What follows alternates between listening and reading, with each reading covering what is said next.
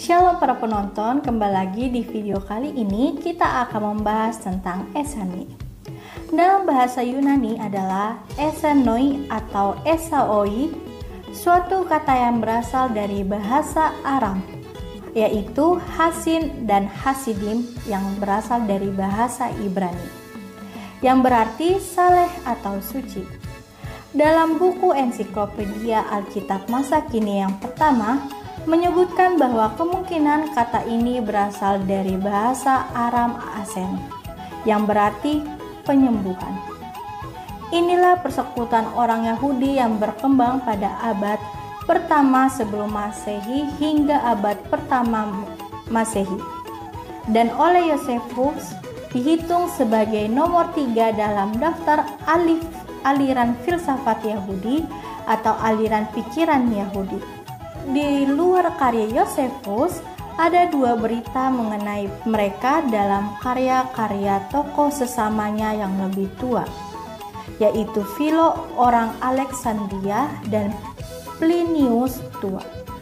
Suatu berita yang kemudian dalam Hippolytus pada umumnya mengikuti Yosefus agar mencakup beberapa hal yang tampaknya diperoleh dari sumber lain.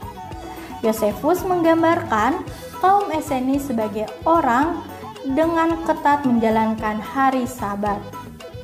Mereka percaya akan keabadian jiwa. Orang Eseni tidak akan menghujat Allah atau makan makanan haram, bahkan ketika diancam siksaan. Beberapa orang Eseni seperti mereka yang bertempat tinggal di Qumran menolak untuk menikah. Dari kelompok yang undur itulah suatu gerakan baru muncul pada pertengahan abad kedua, mungkin sebagai perlawanan terhadap kaum Makabe yang sudah mulai menuntut hak atas imamat agung. Pada tahun 153 Raja Seleukid memang mengakui Jonathan sebagai imam besar. Mereka mengundurkan diri ke dalam wilayah padang gurun di sekitar Laut Mati. Maka disitulah mereka mendirikan semacam biara dengan ciri khas tertentu. Pandangannya apokaliptis, juga legalis dan anti-Helenis. Selain itu, cara hidup mereka adalah ketat dan sederhana. Mereka merasa diri mereka menjadi umat sejati perjanjian baru.